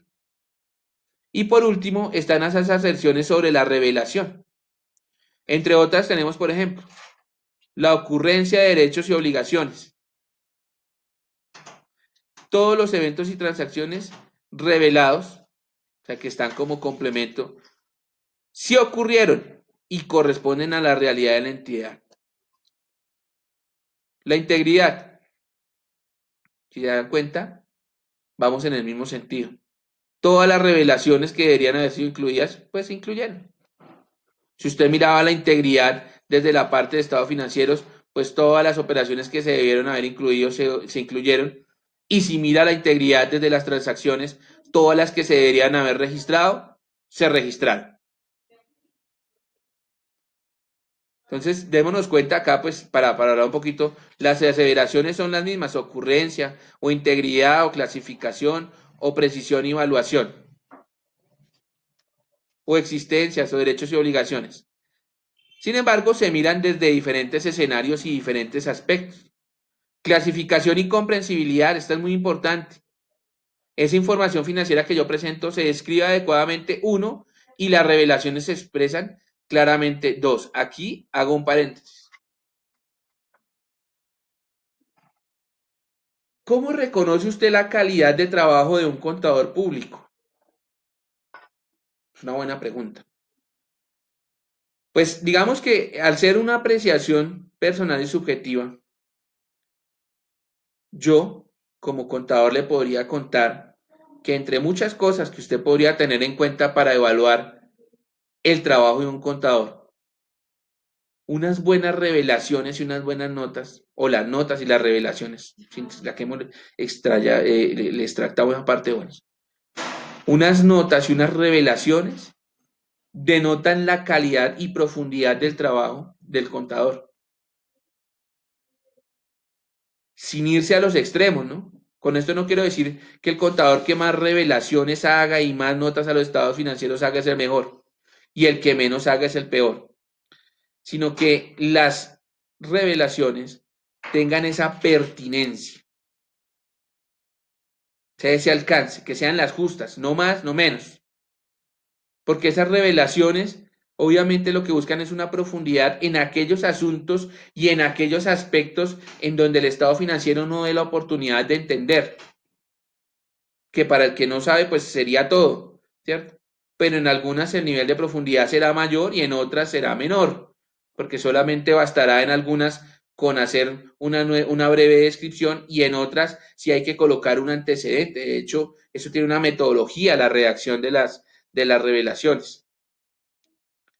Y sobre esa presentación y revelación también tenemos la precisión y la evaluación.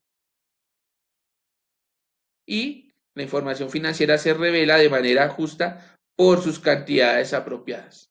Eso va también por la revelación y también va por la medición. Entonces, en este capítulo de aserciones es muy importante tenerlo en cuenta porque son esas afirmaciones que está haciendo el representante legal sobre sus estados financieros. Y yo como auditor voy a entrar ¿a qué? Pues a revisar esas aseveraciones, poder llegar a esas conclusiones de alguna manera, reafirmarlas o no reafirmarlas a partir de una opinión que yo voy a entregar. Y dentro de todas esas aserciones o aseveraciones, porque pues ahí me están diciendo muchas cosas, ¿qué debo entrar a hacer yo? Buscar los riesgos de error ¿qué? Material. Y esos riesgos se dan o pueden tener dos fuentes, por fraude o por error. Acá, con intención, ¿cierto?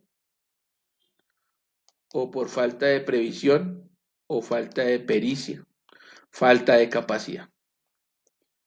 Entonces, ese riesgo material puede ser intencional, puede tener dolo. El dolo es que usted tiene la intención. Y cuando usted tiene la intención está cometiendo un fraude. O sea, si el error es material y es intencional, es con intención, es con dolo. Eso se constituye en un fraude. Igual va a afectar a los estados financieros. Pero el error también puede ser simplemente un error por falta, como les coloqué, de pericia, de capacidad, de identificación. Y en uno o en otro caso, sea intencional o no, sea por fraude o por error, pues al final, ¿en dónde va a repercutir? En los estados financieros. Y como acabamos de ver, esos estados financieros, lo voy a colocar acá abajo, esos estados financieros van de la mano con unas aseveraciones que ha hecho el representante legal. ¿Cuáles? Las que acabamos de ver. Me está diciendo, mire, lo que debía registrarse se registró, lo que está ahí corresponde a la realidad, lo que tengo en derechos en el activo lo puedo garantizar y lo puedo exigir, lo que tengo en deudas en el pasivo, sé cuánto debo y no debo más de lo que dice ahí. ¿Mm? Entonces, esos estados financieros que me muestran unas cifras van de la mano con esas aseveraciones. Entonces, acá lo que yo busco es que el error material, si existe algún error material que afecte los estados financieros, a su vez esos estados financieros afecten las afirmaciones. O sea que lo que me está diciendo el representante legal no corresponde a la realidad. Y como todo eso es un proceso, lo que yo busco es que antes, al final de todo esto, igual, voy a colocar acá, igual, al final eso va a ir en una opinión. Ah, se me salió de ahí. Va a llegar a una opinión. Entonces, antes de llegar a esa opinión, la idea es que yo busque todos estos errores, bien sea por fraude o por error, y diseñe los procedimientos de auditoría. ¿Para qué? Para mitigar esos riesgos y que de esta manera se puedan garantizar que esas aseveraciones. Ahora, ¿cómo controlo estos riesgos? Pues debo hacer una lista de riesgos, entonces riesgo 1, riesgo 2, riesgo 3, riesgo 4, en fin, todos los riesgos que contenga y generar una serie de controles con una particularidad que un control puede perfectamente cubrir varios riesgos o un solo riesgo. Por eso dice, además el auditor cubrirá todos los riesgos identificados sobre las aseveraciones sin que tenga que probar todos los controles. ¿Qué tiene que hacer? Pues como ya hay unos controles, elija cuáles. Elija y pruebe los controles más efectivos que mitiguen los riesgos sobre las aseveraciones. No se preocupen que ya vamos a proceder a explicar. Quiere decir que usted no tendrá que probar todos los controles, sino aquellos controles que mitiguen la mayor cantidad de riesgos y a su vez garanticen esas aseveraciones. De hecho, revisémoslo en una figura, que es mucho más fácil de explicarlo con una figura. Entonces, en este esquema que ustedes ven acá, en la primera parte van a encontrar las aseveraciones. Supongamos que en esas aseveraciones recuerden que las aseveraciones tienen tres componentes. Uno, por ejemplo, hablemos sobre las aseveraciones en las transacciones. Entonces estamos trabajando sobre las transacciones. Entonces, acá en las transacciones podemos tener integridad, ¿cierto? Y podemos tener, por ejemplo, existencia. Entonces, ¿qué hace el auditor? Me gusta este esquema para aplicar. ¿Qué hace el auditor? Dice, usted me está diciendo, ¿sí? Como representante legal, que sobre las transacciones, usted me asevera, o sea, me está garantizando que hay una integridad y que una existencia. O sea que todas las transacciones que están ahí, están todas las que deberían estar, uno, y que desde la existencia, ¿cierto? Todas son demostrables. ¿Mm? Y a partir de esas dos aseveraciones sobre las transacciones que me hace el representante legal, viene el trabajo del auditor. Entonces empieza a identificar qué, los riesgos, qué riesgos pueden haber o qué riesgos pueden existir que puedan perjudicar, o sea, que puedan afectar esas aseveraciones. Recuerden que por encima de la aseveración, lo voy a colocar acá pequeñito, pero es grande, que esas aseveraciones dañen los estados financieros. Entonces, cuando el gerente me dice, mire, tenemos estas dos aseveraciones o todas las que queramos, porque esto es para efectos del ejemplo, sobre las transacciones integridad, todas las que deberían estar, están, todas las transacciones existencia, todas son demostrables, ok. Empiezo yo a evaluar los riesgos. Identifico riesgos. Para este caso, por ejemplo, identifiqué 4 riesgos. 1, 2, 3, 4 riesgos.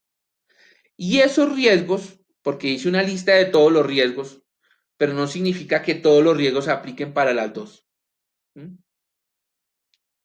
Esos riesgos, hay riesgos que aplican, por ejemplo, como es el caso acá, para una sola aseveración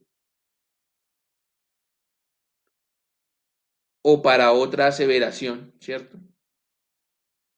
O hay aseveraciones que tienen más riesgos, como es el caso acá, que la aseveración de integridad, por ejemplo, tiene 3 riesgos y la aseveración de existencia tiene un solo riesgo. Un riesgo. Eh, el auxiliar contable tiene dificultades en el registro o mal registro, puede ser un riesgo para simplificar. Riesgo de mal registro. El riesgo del mal registro o del mal reconocimiento pues afecta la integridad y a su vez puede afectar la existencia. No, porque el mal registro solamente va sobre la integridad. ¿Mm? Entonces, una vez yo identifico estos riesgos de acá, pues entro a evaluar los controles, porque pues hay que mirar, bueno, recuerden, no nos podemos quedar solamente en los riesgos, sino debemos mirar qué controles implemento. Y resulta que dentro de esos controles habrán controles que se apliquen solamente a un riesgo, como estamos acá, o existan controles que apliquen a dos riesgos, como vemos acá, a varios riesgos, ¿cierto? Por ejemplo, miren el control 4 y control 5 aplican sobre riesgo 3 y riesgo 4. Entonces, cuando yo tengo todo este escenario, por eso arrancaba la clase diciendo también debe existir una pericia de parte del auditor y es lo siguiente. Tengo mis aseveraciones, conozco los riesgos, conozco los controles. ¿Cuál es el trabajo del auditor? Mirar si estos controles son efectivos, estos controles de acá. No pierdan de vista lo siguiente. El control, ¿cierto? Le da un tratamiento al riesgo, lo mitiga, lo controla, ¿sí? Y ese riesgo, al estar mitigado y controlado, permite que la aseveración se mantenga intacta o esté cercana a la realidad. Pero como la auditoría es un trabajo selectivo, ¿m? Entonces yo a partir de ese análisis de riesgos y controles que digo, oiga, mire acá lo siguiente para que entendamos un poquito el esquema. Mire que ante dos aseveraciones tengo 4 tipos de riesgos y tengo 5 controles. Pero si yo reviso el control 3 me sirve para mitigar o para controlar el riesgo 1, para mitigar el riesgo 2 y para mitigar el riesgo 3. Quiere decir que ahí ya tengo con un solo control, tengo cubiertos ¿qué? 3 riesgos. O sea que si este control es bueno, me está ayudando en 3 riesgos directamente. Y si yo verifico acá el control 4, ¿sí? Mire que este control 4 me ayuda con el riesgo 3 y también me ayuda con el riesgo 2. O sea que con 2 controles estoy controlando 3 riesgos. Y si yo miro acá, el control 5 me ayuda para el riesgo 3 y me ayuda para el riesgo 4. Quiere decir que ante 4 riesgos, yo no tendría necesidad de evaluar todos los controles.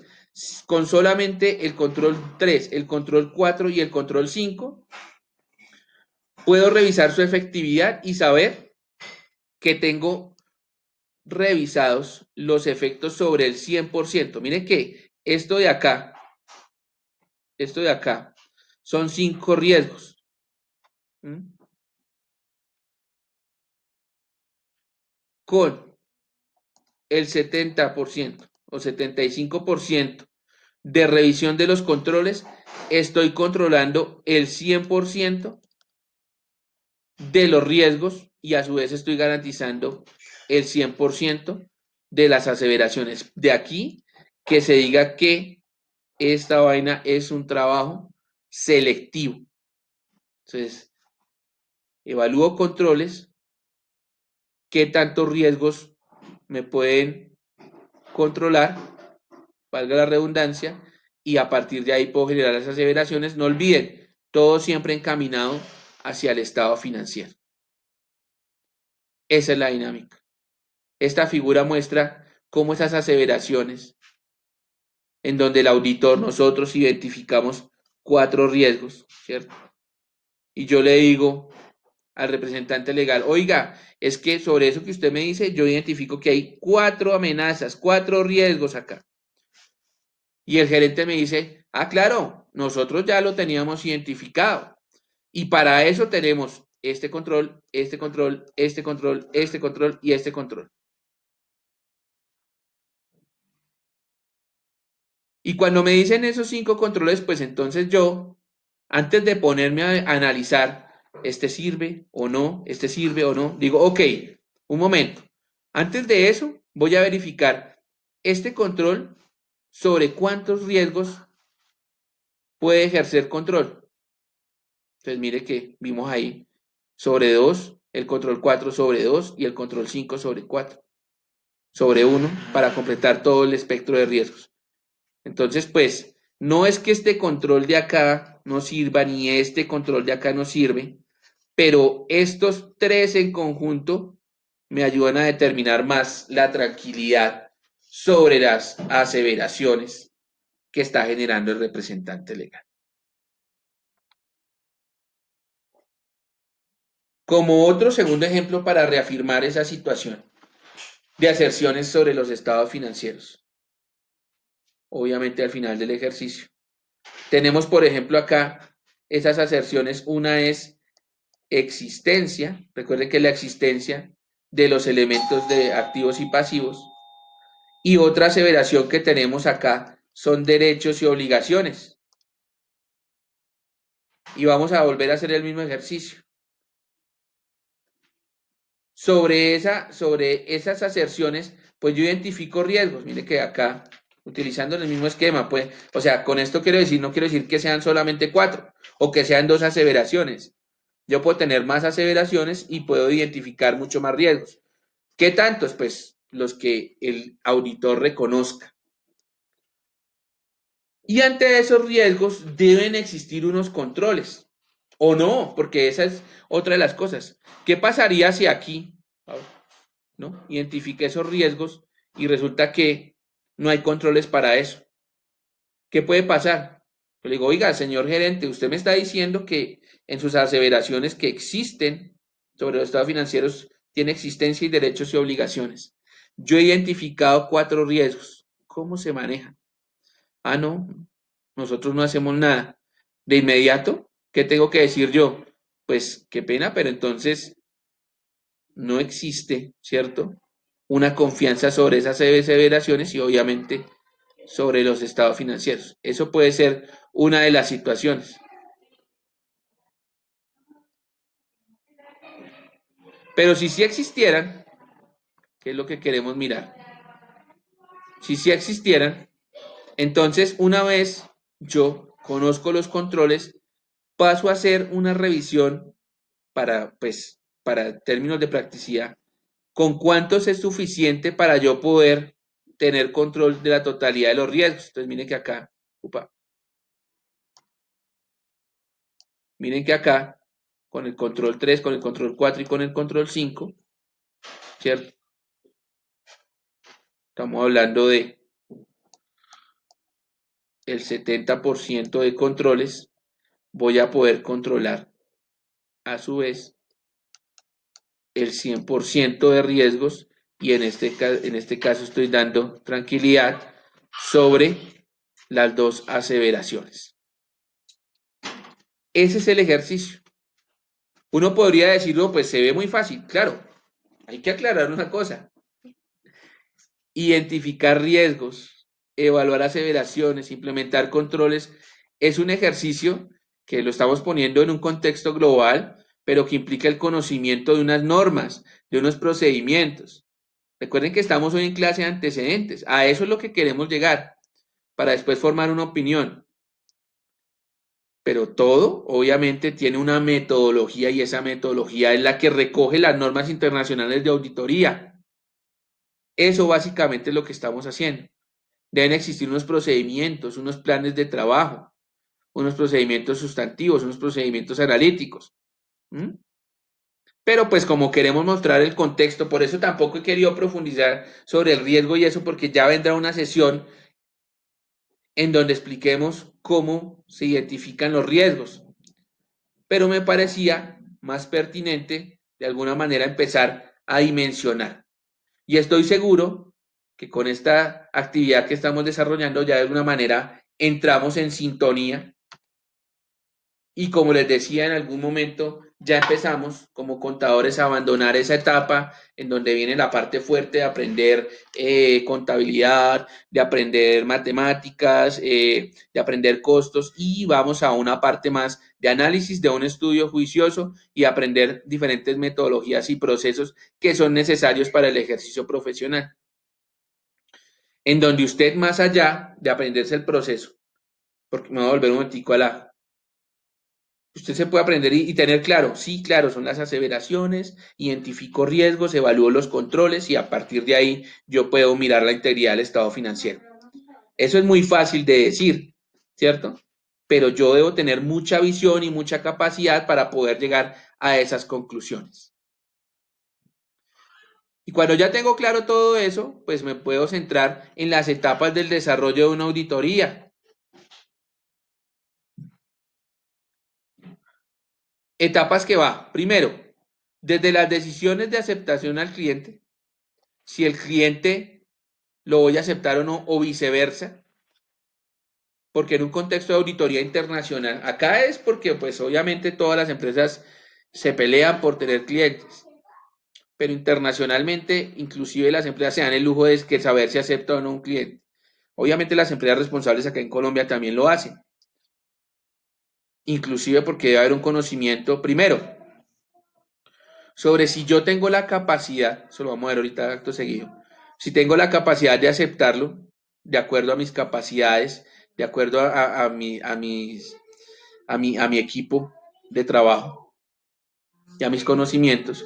Segundo, por temas de restricción de listas de lavado de activos, que también es muy importante. Luego, esas decisiones de planificación, ya lo vamos a ver más adelante, evaluar la materialidad, reunirse con el equipo, plantear la estrategia. Y luego hacer ese procedimiento de lo que veníamos hablando, por eso lo vimos primero, ese procedimiento de evaluación del riesgo. Aquí pues repito un poquito es, recuerden, usted identifica y evalúa los riesgos, vendrá una respuesta de la entidad en donde le dirá qué controles están para controlar esos riesgos, ¿cierto? Valga la redundancia. Y luego la respuesta del auditor de evaluar esos controles.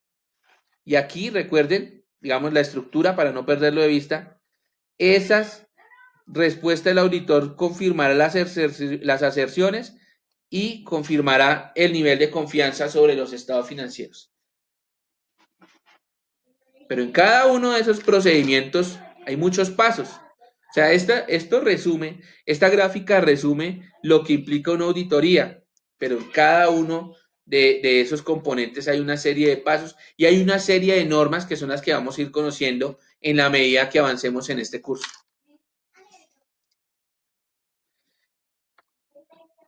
Vamos a mirar estos tres componentes. Entonces aquí, 1, decisiones, aceptación del cliente, 2, planificación, 3, procedimiento de evaluación del riesgo. Entonces acá, evaluación de riesgo y planificación. Entonces, en esta etapa de la auditoría, la primera etapa de las tres, yo lo que hago es tener claras unas actividades y un contenido de esas actividades. Puede variar de acuerdo al tipo de entidad o la profundidad del encargo. Entonces, realizo unas actividades preliminares de encargo. ¿Para qué? Que me lleven a hacer la aceptación del cliente. Entonces yo lo que tengo que hacer es, o sea, conozco al cliente, entonces listo los factores de riesgo. ¿Qué riesgos puede tener mi empresa o puedo tener yo como auditor al trabajar con esa empresa? Debo evaluar si ese cliente que yo tengo o potencial cliente cumple con unas condiciones mínimas de qué, de un marco de información financiera. Si el gerente entiende las responsabilidades, ¿sí? Y lo que implica el manejar una empresa. También debo evaluar si yo como auditor dentro de esa empresa voy a tener algunas cualidades como la independencia, la competencia, ¿cierto? ¿Qué quiere decir eso? Si voy a tener autonomía para trabajar y no voy a estar supeditado a algún tipo de situación. Y una vez tengo eso, hago una carta de emisión y la firma del encargo. O sea, aceptar el cliente.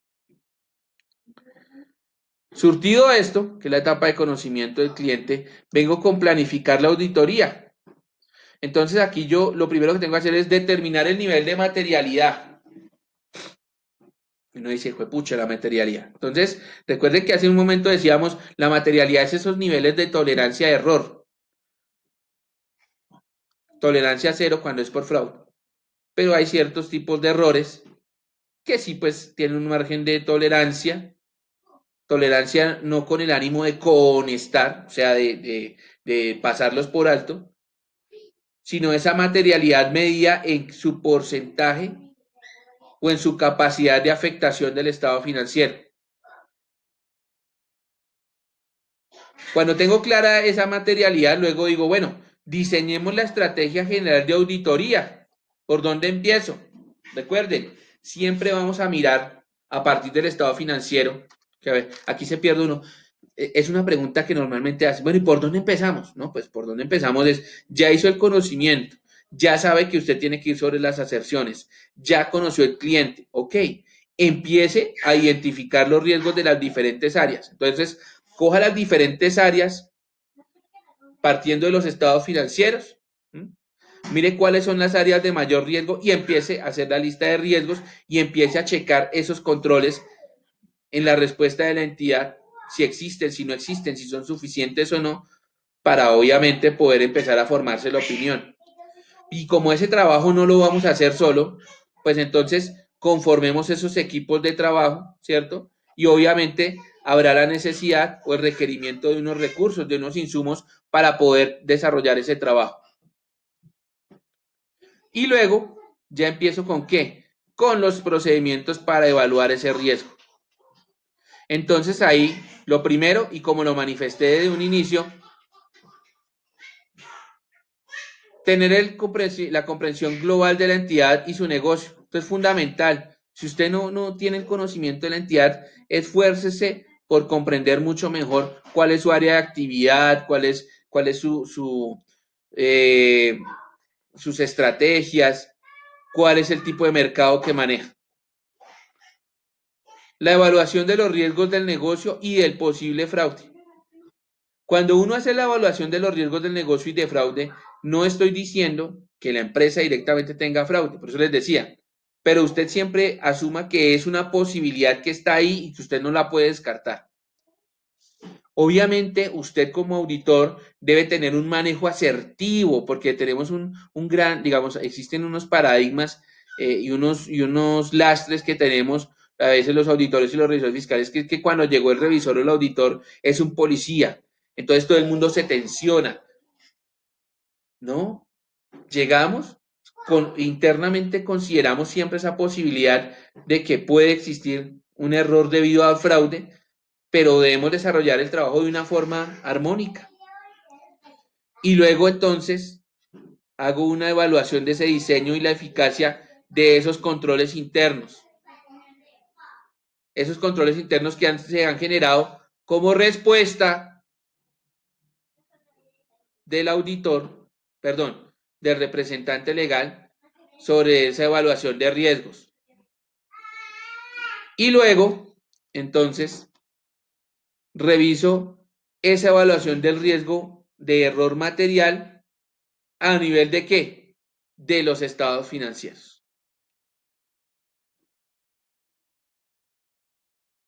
Entonces, como en cualquier proceso, cuando ya hago una planeación, ¿cierto? ¿Cuál es el paso siguiente? Planear y ejecutar. Como ya tengo claro qué es lo que debo hacer, empiezo a ejecutar. Y en la ejecución, pues también hay unas actividades. Miren que aquí estamos en la ejecución. Tengo unas actividades, tengo un contenido fundamental. Entonces, en esas actividades, diseño respuestas generales a esos procedimientos de auditoría, diseño los procedimientos de auditoría para dar las respuestas a los riesgos, ¿cierto? Y luego ejecuto y documento esos procedimientos, particularmente porque esta documentación del procedimiento no es algo que yo vaya a entregar, que al final voy a entregar un informe con una opinión. Pero recuerdan cuando arrancábamos la sesión que decía la evidencia, todos estos documentos es la evidencia. Entonces, cuando me pregunten, ¿en qué se basó usted para dar la opinión sobre el estado financiero? En mi evidencia. ¿Cuál es la evidencia? La evidencia es la ejecución de unos procedimientos que están documentados. Y ya en el contenido, pues como ya tengo claro, pues identifico el listado de riesgos y empiezo a ejecutar. Miren que los tengo que tener claros a nivel de qué, a nivel de aserción y a nivel de área de los estados financieros. Y como les decía hace un momento, pues habrán áreas, ¿cierto? Habrán áreas que sean menos relevantes, no porque sean menos importantes, sino porque están expuestas a menos riesgos y habrán unas que estén expuestas a mayores riesgos, ¿sí? Y como ese trabajo es paralelo, pues hay que desarrollar una respuesta de auditoría conjunta. ¿Por qué? Porque una vez identifico el riesgo, recuerden que la administración debe dar unas respuestas sobre los controles. La respuesta no es esperar a que el auditor identifique el riesgo, ¿sí? La respuesta es, bueno, identifique esta situación. Es más, se puede plantear en la medida de no decir, mire, están fallando en esto, sino cómo controlan usted una situación determinada. Y ahí empiezo a evaluar los controles. Y luego, como decía hace un momento, continúo con esa ejecución y documentación de esos procedimientos de auditoría. Las evidencias deben quedar documentadas y nuevamente revisar esa ejecución de los procedimientos. Insisto, esto mirado desde un contexto global, porque cada una de las cosas que he dicho tiene una norma específica, tiene unos procedimientos más estructurados, pero hoy lo que queremos conocer es cómo es el desarrollo en general de esa situación. Y la tercera etapa, ¿cierto? Es la etapa en donde yo a partir de la planificación y la ejecución llego a una conclusión o reporte. Y en esa conclusión, pues lo primero es que evaluar esas evidencias, revisarlas y evaluarlas. En esa revisión y evaluación de evidencias, yo miro si existe la necesidad, lo voy a colocar de esta manera, voy a mirar si es suficiente con esa evidencia que tengo o necesito, como dice acá, obtener un poco más de evidencia, para mi opinión. Entonces, en esa primera parte ya reviso, evalúo la evidencia y digo, ¿con esto me basta? ¿Es una suficiente muestra? ¿Hay suficiente material para poder forjar mi opinión? ¿O eventualmente necesito un poco más de evidencia? Si hay la necesidad, pues voy a obtener unas evidencias finales. Si digo, sí, necesito tal vez más. Y digamos, en ese punto, puede que una vez yo haya terminado ese trabajo, se presenten hechos posteriores. De hecho, hay una niña para los hechos posteriores. O sea, hechos posteriores al cierre de mi trabajo, que puedan modificar mi opinión también. Evaluar el riesgo de continuidad de la entidad, hipótesis de negocio en marcha. ¿Mm? Esto lo que implica, como abrebocas, porque después profundizaremos, esto lo que implica es decir, bueno, con toda la información financiera de la empresa a futuro ¿Será o no será viable? Particularmente porque la información financiera me puede mostrar algunas tendencias, algunos indicadores que me pueden llevar a esa conclusión. Por ejemplo,